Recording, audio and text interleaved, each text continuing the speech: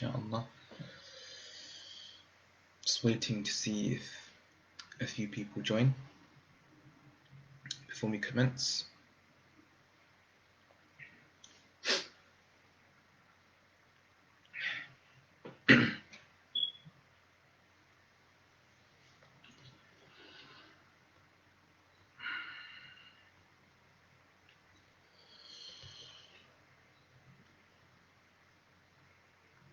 Right. Bismillah ar-Rahman ar-Rahim.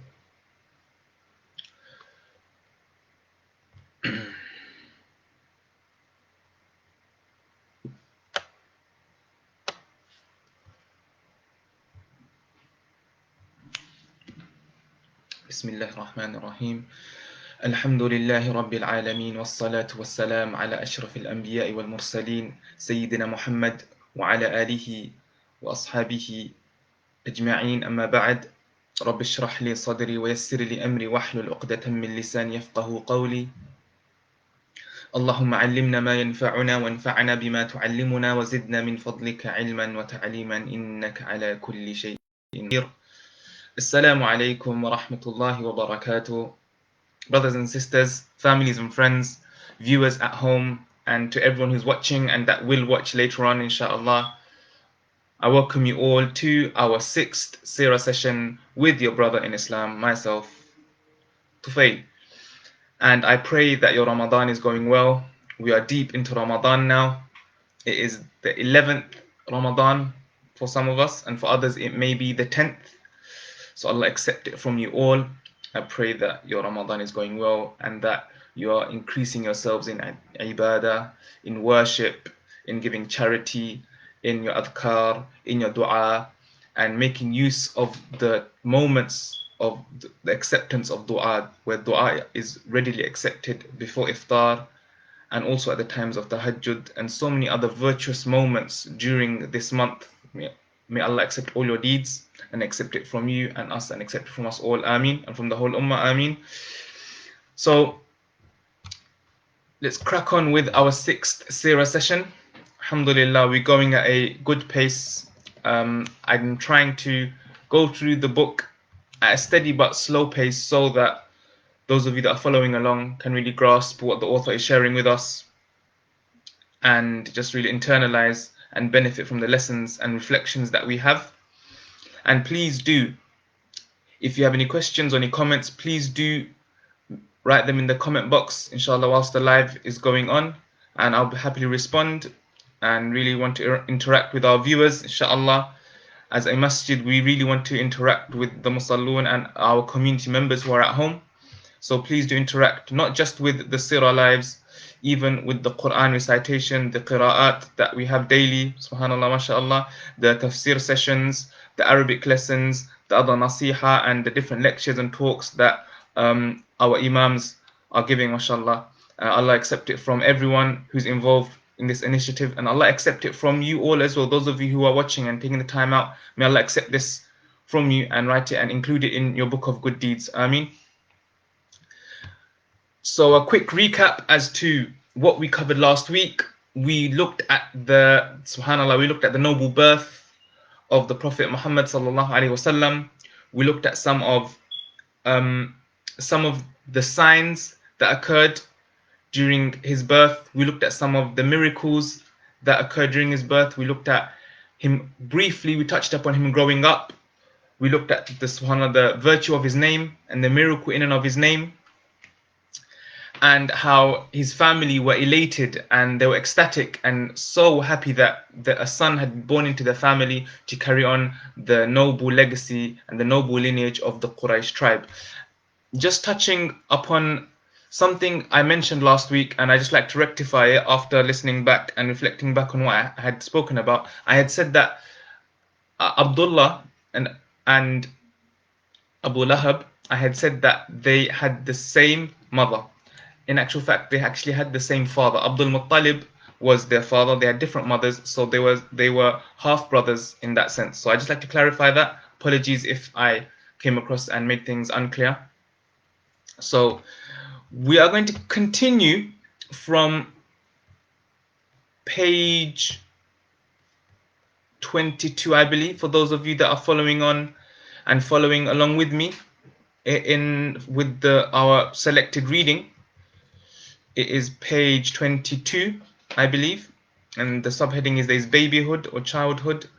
And for those of you that are newly joining or who are newly joining and just watching, I've posted the link to the book along with this live, and you should have access to the PDF for those of you that like to read back. If you just joined us, if you're just joining this journey that we've embarked upon, if you'd like to just reflect and recap on what we've learned, then you can have a read of the previous pages and inshallah supplement it by watching our Seerah sessions, inshallah.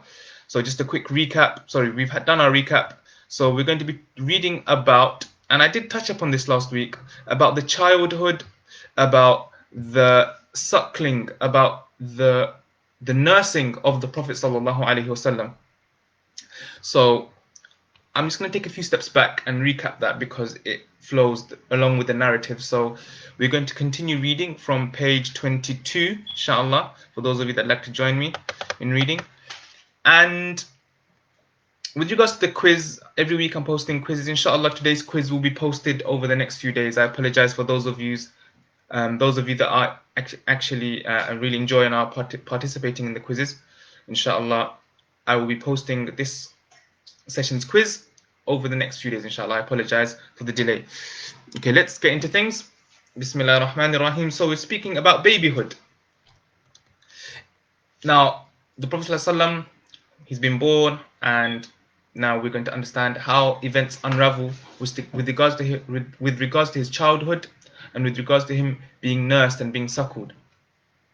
It was the custom in Mecca for suckling babies to be put into the care of a desert tribe where they grew up in the traditional healthy outdoor environment. Abdul Muttalib looked for a wet nurse for his fatherless grandson, whom he loved more than all his children. Halima as-Sa'diyah, who received this good fortune, had left her home to find a suckling child. It was a year of severe drought, and her people were suffering hardship. They needed some income. I think we'll stop it there, inshallah, and let's just reflect on the whole concept of suckling and this idea of wet nurse, which was very prevalent and very common and was the tradition of the Arabs of the past. So the Prophet ﷺ, he suckled from 4 individuals. He received the milk from 4 individuals. So he had 4 wet nurses, if you'd like to put into simple terms. Firstly, there was his mother Amina. Then there was Thuwayba. Thuwayba was the freed slave of Abu Lahab, one of the uncles of the Prophet ﷺ, who later on, ironically, becomes a staunch opposer and enemy of the Prophet ﷺ. So Thuwayba, the freed slave of Abu Lahab, was one of his wet nurses. And also his aunt, Hala bint Wuhayb, who was his uncle's wife. And also, lastly, the 4th person is Halima, who we're going to read about now. Now, just understanding this tradition that was amongst the Arabs, this tradition of Arab tribes, especially those tribes that lived within inner city areas, it was very common for them, and it was a tradition to give their children to tribes which lived in the suburban and outskirts of the cities. If you want to say in the countryside, they would send them there for a good number of years, and then they would take them back. Sometimes this could go up to the age of 8, 9, 10, even stretching towards puberty by the age of 14, 15.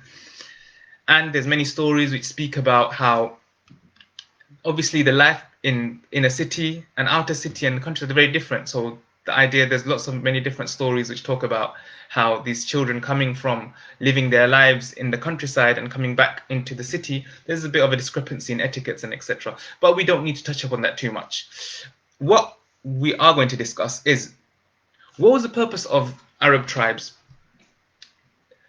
giving their children, giving a newborn, could be a few months, giving them to families who are potentially strangers to go and live far away in the desert, ultimately. Now, the reason behind this was that if we want to contextualize it in today's day and age, For those of us that live in an inner city, those that live in a major capital city, whether it be London or whether if you're watching from abroad and from another country, you notice that in the capital city it's very busy. There's lots of people speaking different dialects. So what happens is ultimately many of us start speaking slang, and that's what becomes the common usage of language. Slang becomes very common amongst the people within inner cities due to the influx of people from different districts and different cities and even eventually all over the globe. Whilst the people in the countryside, you'd assume their language is very pure and the language is very clean and is close to the traditional language of that country. And this is what the Arabs wanted. Firstly, they wanted their children to grow up in an environment where they can grasp and learn the eloquent, pristine language of Arabic, not slang. They wanted to learn the pure language which was spoken by their forefathers. Okay? So this was one reason why they would give their children to these foster families. Also, again, let's contextualize it. In London, there's lots of commerce and there's lots of cars, there's lots of pollution. This isn't healthy, whether it be for yourselves or myself, and especially unhealthy for a newborn child growing up where there's lots of carbon monoxide, carbon dioxide in the atmosphere. So the air isn't very healthy and the environment isn't a very nice environment. It's not a very natural environment. We can understand that from those of us that live in London. It's very hustle bustle, it's very quick. And Makkah was very similar. Remember, Makkah is the center of Hajj. This is where pilgrimage takes place. People from all over the country of the Arab lands are coming to perform Hajj here. So it can get very hectic. So again, the inner city tribes would want their children to grow up again in the clean, fresh environment of the countryside, in the desert, so that they develop good immune systems, they get the fresh air, and they can, inshallah, they can potentially grow up to become healthy and strong individuals. Also, at that time, and in the cities again, it was very easy for viruses to spread. Again, due to how hectic it is and how hustle bustle is and the amount of people that there are. It wasn't like that in the countryside. It wasn't like that in the desert. So families would be concerned about any virus outbreaks in the city, especially in Makkah, and being concerned that their children catching these viruses and potentially passing away. So they would foster the children to tribes in the desert. And lastly, they also wanted their children to connect back to their roots. What roots are these? Ultimately, Arabs are Bedouins. They're desert dwellers. They weren't made, their natural inclination and the natural instinct isn't to be confined to a city. Rather, they were desert dwellers and they would traverse the deserts as and when they wished. They didn't feel confined to any space. And they wanted the children to connect back with this tradition of their forefathers.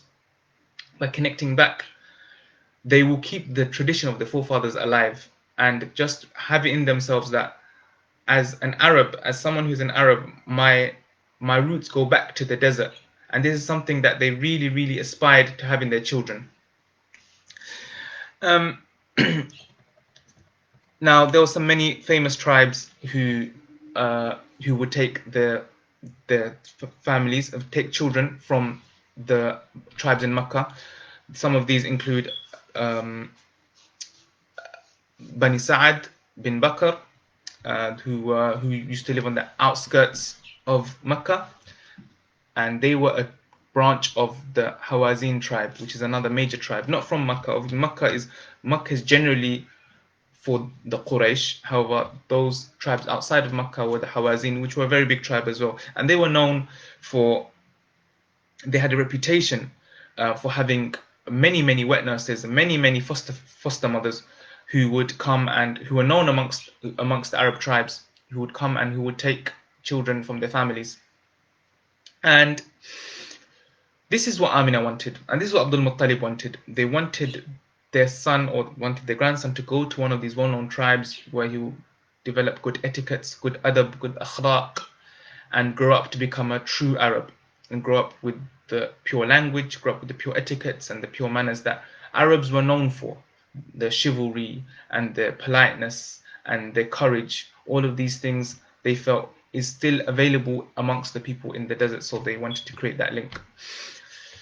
Now, we briefly touched upon, we spoke about Halima Sa'diyah, who was from the Bani Sa'ad bin Bakr tribe, and she was seeking a foster child as well, and she was traveling with her husband Harith.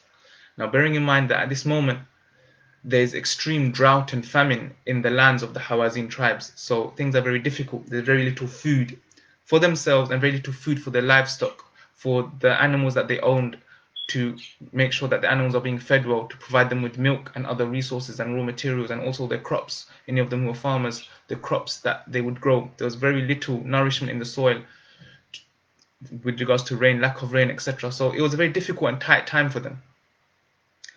So they had traveled from the outskirts of Makkah, outside Makkah, Hawazin tribe, to Makkah to find themselves a foster son. What benefit did this link have for these tribes who you would assume were poor, were more poor than the people of Makkah? There's many benefits. By taking and fostering a son from a major tribe, potentially a major tribe in Makkah, from amongst the Quraysh, they've automatically built a link, a connection, and this connection can last for generations, with the hope that this foster son, this foster child will respect and feel that they have a duty upon their foster parents the same way that they have a duty upon their own blood and maternal, real, actual biological parents. And this we see, the Prophet ﷺ, when people from the Bani Sa'ad bin Bakr or Halima or any of her descendants or children would come, he would respect them, he would show love to them, and he would send them gifts. This was one of the, if not one, it was the most biggest benefit for these tribes. It gave them strength. If they had any disputes with anyone, as a lone tribe, they knew that they could call on the tribe of the foster son or the foster child for support and allegiance. So it helps build connections. This is why these tribes would go into Makkah and Quraysh and search for major and big tribes, major and big branches of Quraysh to build these connections with. And this is the intention that Halima and Harith entered into Makkah with. So if you continue reading.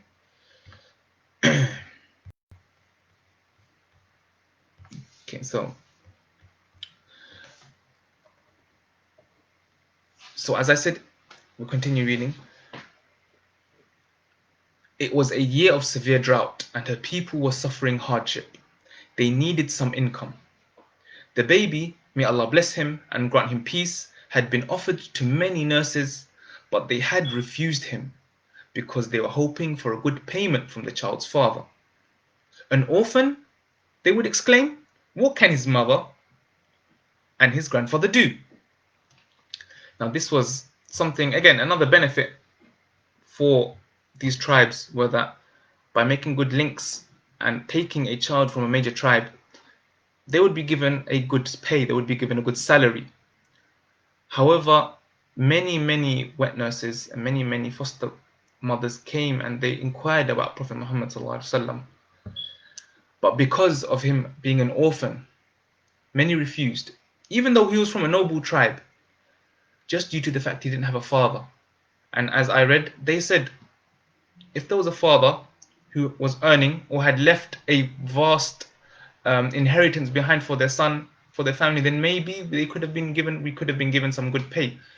But what can a mother and an elderly grandfather do? What pay can we expect from them? This is why, unfortunately, many of them rejected them. Many of these wet nurses, foster mothers, rejected Muhammad. And Halima and her husband rejected him as well, initially. And let's continue reading to find out what happens. Let's see. Halima also left him at first, but her heart had been warmed to him. Allah inspired her with love for this baby, so she returned to fetch him and took him home with her. Up until this time, she had been an unlucky person, but now she found countless blessings. So Halima and her husband initially refused Muhammad, and as they were leaving to return back to their lands, they had the conversation between themselves, and they were thinking, it's quite embarrassing that we come all this journey and we go back empty-handed. It's better that we take something back with us rather than return back home with our hands empty. Bearing in mind, they also had a son as well, their own son called Abdullah, and they traveled to Makkah on a donkey that was very weak. As I said, there was famine, so majority, especially their crops and their livestock and their riding animals were very, very weak, especially Halima's, because many people and her tribe members would ridicule for her having such a weak and useless donkey. So hesitantly she thought, do you know what, might as well take this child. Something's better than nothing. My son Abdullah will have a foster brother so they can grow up with, and inshallah they can have a good relationship when they grow up. So they returned back to Amina and said to the Prophet's mother and said, we'll take, and Abdul Muttalib and said, we'll take your son as our foster son, inshallah. Now as soon as Amina handed Muhammad over to Halima and Halima grasped the blessed baby, she felt something completely different about her. Something changed within her, and she felt something in her that she had never felt before. And this is where the story continues. So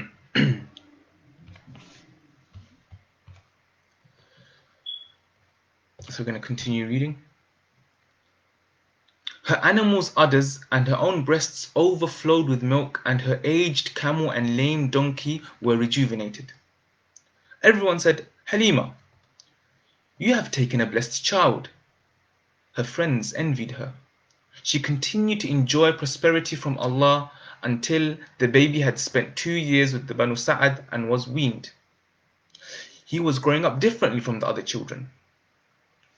Halima took him to his mother and asked if she could keep him for a longer period, and Amina agreed.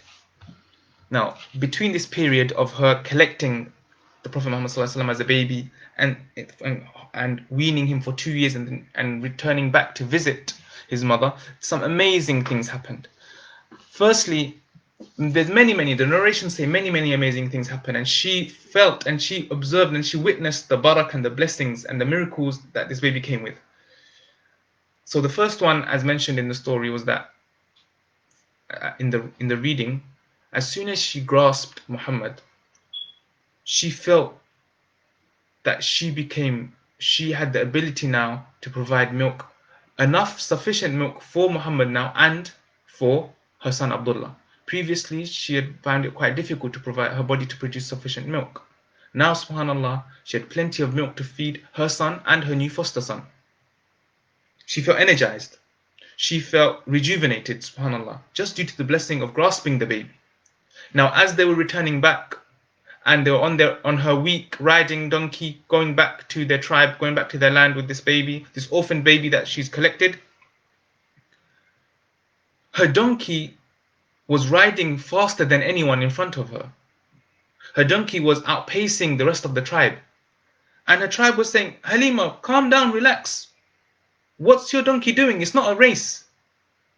And she was thinking, I don't know, my donkey just suddenly, from being a weak donkey, suddenly my donkey has gained energy now. Suddenly it's become energized. So then they return home, and then they find that their livestock, their camels and all the other domestic animals that they had to provide them with milk and other raw materials and other methods of nourishment, they all became very blessed. The goats and camels were producing lots of milk for Harith and Halima to drink, and she was producing, mashallah, enough milk so Muhammad ﷺ and Abdullah could drink. And alhamdulillah, she says in narration that they slept well that night, and these blessings continued. That her animals, remember, there was famine, there was drought, there was very little grass for her animals to graze upon. But even then, when she used to send them out in the morning and then used to collect them back in, she found that they were blessed and they had many milks, a lot of milk flowing from the udders, and they were becoming energized and providing milk for all of them to drink. And her tribe members would see this and they'd become envied and they'd become jealous and think, where is she grazing her animals? So what they would do is they saw where she would send her animals, and they decided to send their animals to the same areas and same spots where her animals were grazing. And they would go and they would graze in the same areas that her animals were grazing, and they would return back at the same time. Yet everyone else's animals, the rest of the tribe's animals, had very little milk, they were barren, whilst Halima's and Harith's livestock and animals were overflowing with milk, subhanAllah.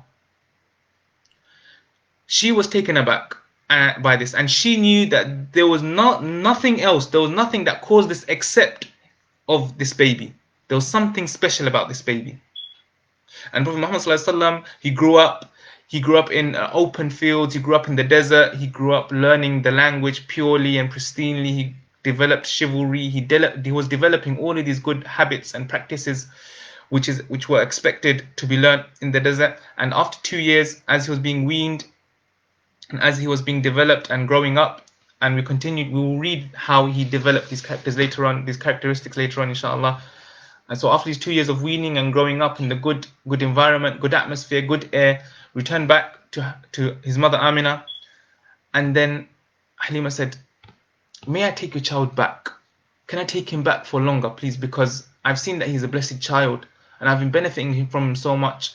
And I feel that he can benefit more from being in my presence and being in the desert." Alhamdulillah, Amina happily agreed, and he went back. The Prophet ﷺ went back approximately at the age of 2 years old, so on and so forth. After 2 years, he went back. So he continued. He visited after 2 years with Halima, visited his mother, and returned back to grow and become nurtured in the desert.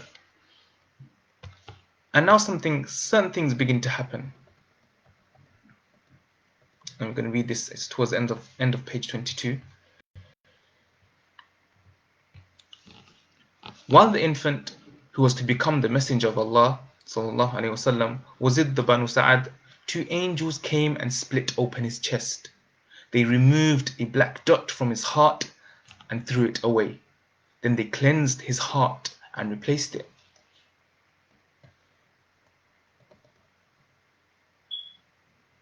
He tended sheep with his foster brothers and was reared in an uncomplicated natural environment.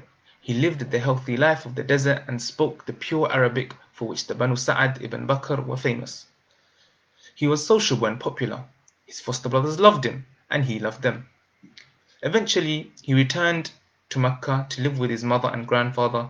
He thrived under Allah's care and grew up to be healthy and strong. Alhamdulillah. Just going back to what we read about an incident happening whilst he was with, the second time he was with the Banu Sa'ad in the care of Halima and Harith. The Prophet ﷺ and his foster brothers, and his youngest foster brother Abdullah, they were playing outside. They were looking after some lambs, just tending some lambs, as young children would do back then. Not being actual shepherds, but just imitating shepherds by trying to pretend to look after lambs. And they were playing and doing this and that. And then suddenly, 2 men, and Abdullah said this, an incident occurred. And he ran to his parents and said, "Oh mother, father, the Qurayshi, the Meccan brother of mine, something has happened to him. 2 men clothed in white came and laid him on the floor. And they split open his chest and they were swirling his chest. They were swirling the chest with their hands." And remember, this is in the open desert. There's no one around. No one would come and do that. This is not as though we're in the middle of the city or in London where anyone and everyone can come and start interacting with anyone. This was in the middle of the desert, in their own land, which no one else would come and enter. So Halima and Harith became extremely scared and worried. They run outside and they find Muhammad, the child, just sat there, pale white, and he looked quite taken aback. You could tell that something had occurred and he was quite frightened. They asked him, "Muhammad, what happened?" He said, 2 men in white came and they laid me down and they split my chest open and they took my heart out and they removed a black spot, a black dot from my heart and removed it. And then they placed my heart in a basin of snow, of ice, and they began swirling my heart in the basin of snow, and they took it out and they placed it back inside. It's a very strange story. Something that they've never heard before. It's not something that happens and has never happened before. And there was no sign of anyone around. And they looked at the chest of the Prophet Muhammad ﷺ, and they find that there's no incisions, no injury marks, no marks of wounds. And they're extremely scared now. Who has come and done this? But at the same time, Muhammad, he was a child, yes, but he didn't come across overly scared. He wasn't crying, but there was this sense of he was very pale. Now, Halima became extremely concerned, and Harith became extremely concerned about the Prophet ﷺ's welfare and what this could mean. And just to prevent any further injury or any further danger or harm to him, they decided to take him back to his mother. Took him back to his mother and said, "We want to return your son back to you." And Halima asked, "Why? Is there an issue?" So Amina asked, "Why? Is there an issue?" Sorry. And then Halima said, and she was very reluctant about it, but then she needed to open up and say, "This incident happened with two men who were clothed in white, came and they did this to your son, and this is what Muhammad, he confirmed this, and Abdullah had confirmed it as well." Any mother would have been extremely scared, would have been extremely worried, would have said, "What have you done to my son? Give him back to me now, go away." She was defiant that no harm had come to her son. And because she had the yaqeen and the belief that this son of hers is going to be an amazing person, that he is going to fulfill things that no one else had fulfilled, and that he was going to be the leader of this nation, and leader of a nation greater than that of Quraysh. And remember, we narrated and we spoke about a few sessions ago about how she would have dreams of this. And it could be that these dreams came back to her and she remembered that I've had dreams, and she spoke about the light emanating, and she spoke about the light emanating from her, and the light that she saw, that was seen rather in the castles and the palaces of Basra, and the fire being extinguished in the lands of the fire worshippers. And how she said that she had a very easy birth and that her pregnancy was very easy, there was no pain, everything was alhamdulillah, everything went smoothly. And this reassured Halima. And Halima said, "Amina, you've reassured me. Please may I take your son back, because he's grown up and he's really become one with my family and his foster siblings, and they love him and he loves them." But Amina insisted, "Let me keep my son. He's grown enough now. He's been with you a long time. Let me take him. I'll look after him now. And inshallah, you can get going." So Halima left, and now the Prophet ﷺ had returned back to his family. And alhamdulillah, as we read, he developed good character, good adab. He had learnt the language very well. He had picked up all the good habits that his mother had wanted him. And again, as we said, he was very beloved to his family. His grandfather loved him very much. And we will see to what extent his grandfather loved him, moving on to the next chapter now. The next chapter is the deaths of Amina and Abdul Muttalib.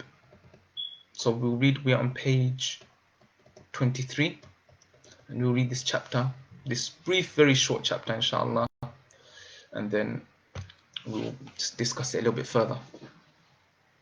So the deaths of Amina and Abdul Muttalib. When the Messenger of Allah sallallahu alaihi wasallam was 6 years old, his mother Amina died. She had taken him to Yathrib to visit her relatives, and on the journey back, her death occurred at Abwa, between Mecca and Medina. Muhammad sallallahu alaihi wasallam must have felt very lonely at this time, but he went to stay with his grandfather, who was extremely kind to him. He would sit Muhammad sallallahu alaihi wasallam on his favorite seat in the shade of the Kaaba and affectionately caress him. When the Messenger of Allah sallallahu alaihi wasallam was 8, Abdul Muttalib also died. This is a very sad moment early on in the life of the Prophet sallallahu alaihi wasallam. He's come back into the hands of his family, hoping that he would spend lots of time with them, grow up amongst them, grow up for his mother to see him become a man, so on and so forth. As parents, all wish and have inspirations to. Unfortunately, his mother passed away, and so did his grandfather. Let's discuss this in a little bit further detail. So, what happened was his mother wanted to take him to his maternal side of the family. Remember, his mother's family were from Yathrib. Now, Yathrib is the old name for Medina. Before the Prophet ﷺ came to and performed hijrah, he migrated to Medina. Medina was previously known as Yathrib. So the Prophet ﷺ's mother's side have links and are based in Yathrib in Medina. So what she wanted to do, rather, what Amina wanted to do was, she wanted to take her son so that she can visit. She wanted to take her son so that he can visit his maternal family, his maternal grandparents' family. So everyone from his mother's side. And she took him, and as many of us who, alhamdulillah, who have had the experience of meeting and spending time with our grandparents, especially as young children, there's always the excitement to go to, for those of you who understand or have Bengali, I'm assuming majority of you, to go to Nanarbari, going to our maternal grandfather's house, going to Nanarbari, because the amount of love that they have, all grandparents do, but there's that special feeling when you go to Nanarbari, because they rarely see their grandchildren due to them being away from them most of the time for most families. So going there is really special, and it's a treat, and they get lots of love. And this is something that Prophet ﷺ, and again we see in our traditions, and we see in the tradition of the Arabs pre-Islam as well, the love that they had for one another. And the Prophet ﷺ, he narrated stories about him going to his Nanarbari, going to his maternal side of the mother side of the family, and his relatives and kinsfolk, and learning how to swim. Other narrations say that flying kites, and doing things that children love to do. Especially when we go to the summer or during long holidays, they must have gone may have gone for a long time, and just spending time. And he narrates this later on in his life. So they had gone to visit family in Yathrib, and on the way back, his mother had fallen ill, and they stopped at a place called Abwa, which is between Makkah and Medina, or Makkah and Yathrib. And because she was very ill, they said, the rest of the caravan, can you just return back home, and we'll return once she's feeling better. Unfortunately, she didn't recover from the illness that she'd contracted from her reason of death. She had fallen ill, and she passed away there. And the Prophet ﷺ is very young, 6 years old. He must have been extremely upset. The only person who was around to console him at that moment was Barakah. He was the female servant of Amina. So what Barakah did, she took the Prophet, and the caravan left and returned back to Mecca. And it was confirmed, and it was said that Abdul Muttalib would take care of Muhammad as he's growing up. And this is where we see the love that Abdul Muttalib had for his orphaned grandson. It said that the love that Abdul Muttalib, and people of Makkah would say that Abdul Muttalib, the love that he had for his son Abdullah, this love has been transferred from the son Abdullah to the grandson Muhammad, to the extent that, as we previously spoke about, Abdul Muttalib would love to sit in front of the Kaaba, and he would sleep in front of it, and he would lovingly gaze and look and venerate the Kaaba by sitting on his sleeping couch. So that, to the extent his family made sure that they installed and had a couch there for him, that when he wanted to, he could go and sit there and he could just gaze at the Kaaba and sleep in front of it. Especially when you read about the story of Zamzam, that he used to do this regularly, because he just loved being and looking at the Kaaba. No one would go with Abdul Muttalib when he did this. No one would dare speak or interfere with Abdul Muttalib when he was sat in front of the Kaaba. No one would dare enter into his presence there. That was his own time, and as the leader, one of the leaders of the Quraysh, of the tribes in Makkah, they knew that this was not a time to disturb him, except for one person. Only one person was allowed to be in his company when he was gazing at the Kaaba, and that was his grandson Muhammad sallallahu alaihi wasallam. This is how much he loved. None of the sons of Abdul Muttalib were allowed to enter. None of his other family members, other siblings, other daughters were allowed to enter. Only person he would take with him is Prophet Muhammad sallallahu alaihi wasallam, and he would sit there and he would stroke the Prophet, and he would see, he would play with his grandson. Same way grandparents play with their grandchildren. In this day and age, he would play and he would sit there and they would relax, and the Prophet would what would they do? Do what grandparents and do with their grandchildren, play and discuss and have fun. Also, Abdul Muttalib would always praise his grandson and say the same words that the Prophet's mother would say, that this son or this grandson of mine is going to become an amazing person. He's going to grow up to become a leader of this tribe, become a leader of the nation, become a leader for this nation.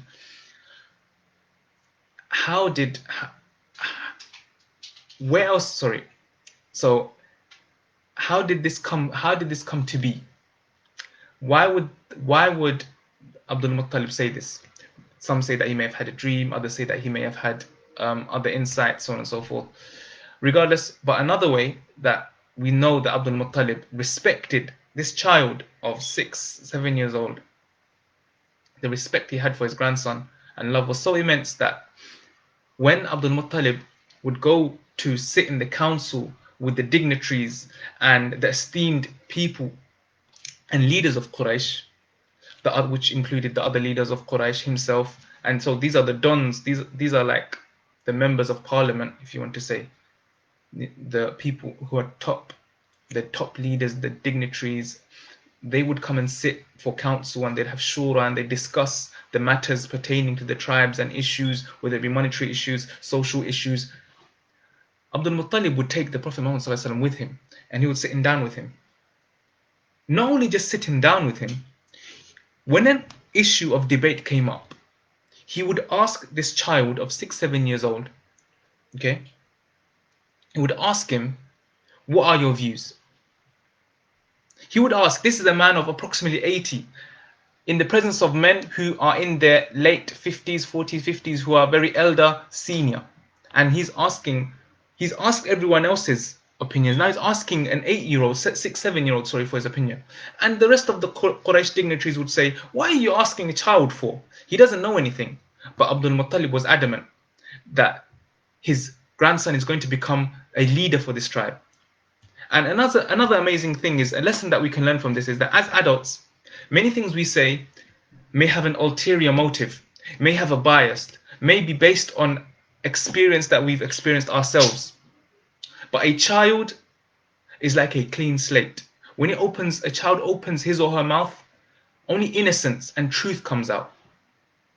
This is the difference between children and adults. And maybe Abdul Muttalib understood this, that everyone else in this council, when they spoke, they may have an agenda, they may have a vendetta, they may have something, an ulterior motive or an ulterior goal that they want to reach.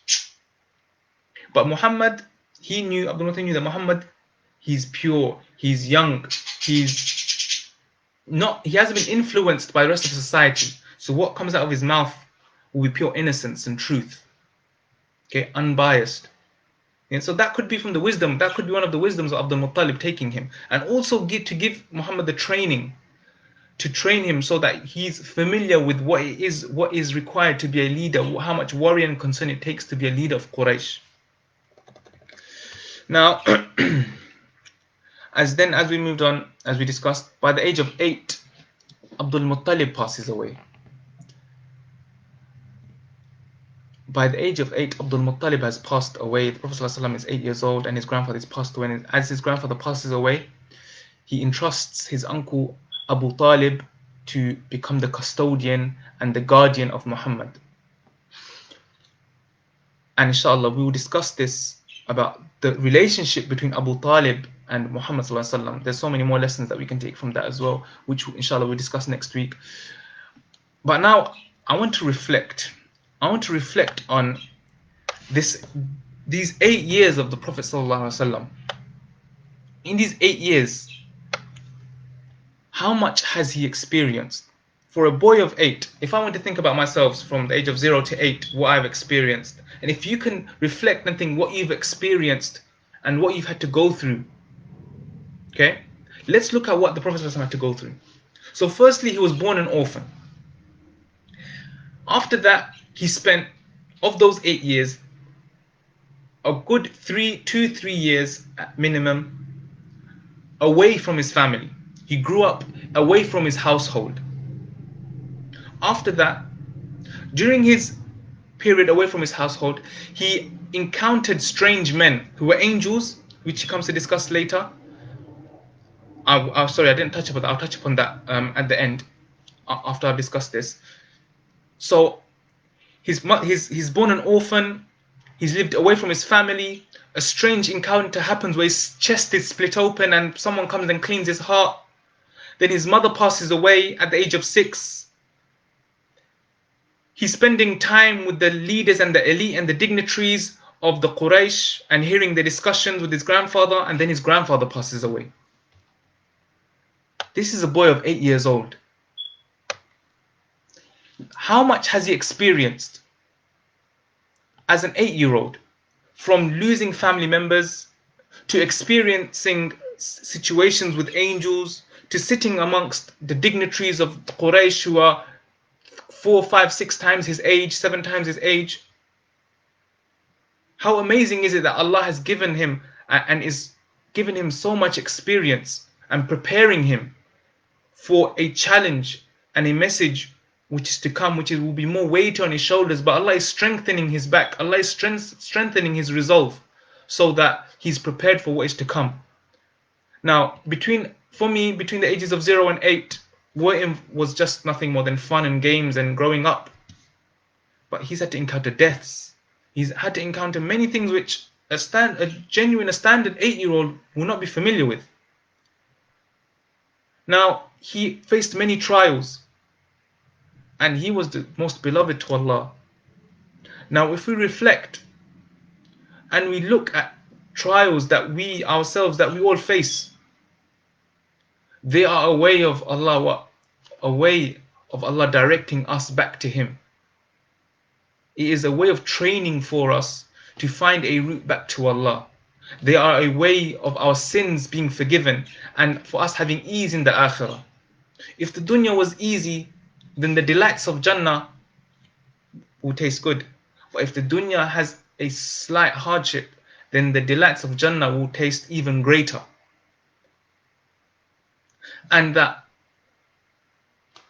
the individuals that Allah loves, Allah tests them with trials so that they grow nearer to Him and they take steps towards Him and they make dua to Him. They pray to Allah, they make dua to Allah and they beseech Allah in the times of trials. Now, if I spoke to you or spoke to anyone else, everyone will say they've got a problem in their life. What this tells me is that every single person is beloved to Allah. Allah has given every single person a difficulty and obstacle in their life, so that we can use that difficulty and obstacle to turn back to Allah. And we learn this just through the first 8 years of the life of the Prophet ﷺ. How amazing is that we are beloved to Allah just by the fact that He's trialing us, that He's testing us. Yet Allah says in the Quran, لا يكلف الله نفسا إلا وسعها. لا يكلف الله نفسا إلا وسعها, which means Allah will not burden a soul beyond that which is beyond it. Allah will not burden a soul with things which it cannot deal with. So the trials that we go through, Allah has put it in our resolve and our innate nature that we can overcome them. So that means overcoming these trials are already within us. We just need to attempt to overcome them and try, and we will gain closeness to Allah subhanallah. How amazing is that? And we learn this just from the first 8 years of the life of the Prophet ﷺ. And a hadith of the Prophet ﷺ is that with regards to afflictions, man yuridillahu bihi khayran yusib minhu. Man yuridillahu bihi khayran yusib minhu, which means if Allah intends good for someone, Allah inflicts that person with trial. Again, why? Why would Allah inflict a person who Allah wants good for that person? Why would Allah give them trials? Why would Allah give them difficulty? So that this person is constantly turning towards Allah, constantly beseeching Allah. And that's a state that is very noble, and it is befitting for us as slaves, that we are always turning towards Allah and seeking refuge from Him and seeking His assistance. And subhanAllah, we learn these lessons just from the first 8 years. I can't emphasize this enough. We haven't even gone deep into the seerah yet, and we learn this from the 8 years of the Prophet ﷺ's childhood. Inshallah, with that, we come to the end of today's seerah session. I'd like to thank you all for taking part and staying tuned and listening, and I pray that you all benefit. Anything which is any truth that I've said is purely from Allah and the words of His beloved Messenger sallallahu alaihi wasallam, and any incorrections, anything incorrect or mistakes, anything incorrect and any mistakes I've made are from myself. Allah forgive me and forgive us all. Ameen. And inshallah, next week I'll be touching upon again. I apologize I didn't do it this week. I'll be discussing a little bit more about the incident where the angels came and washed the heart of the Prophet sallallahu alaihi wasallam. And inshallah, we'll further discuss about his relationship and the growing up in the presence and under tutelage and guidance of Abu Talib. Again, I beseech you all to make dua for me and make dua for my family and the whole ummah at large in these blessed days and these blessed nights. Please continue to pray for all the masajid, Badat Mosque, and all the other masajid in the country and in the dunya and in the world, that Allah preserves them, inshallah, and that we can hasten back and return back to our masajid. And Allah accept this from everyone involved in Badat State Masjid, and Allah accept it from all of you who have watched this or will watch this. Inshallah, I look forward to seeing you next week, inshallah. Jazakumullah khairan for taking part. Assalamu alaikum wa rahmatullahi wa barakatuh.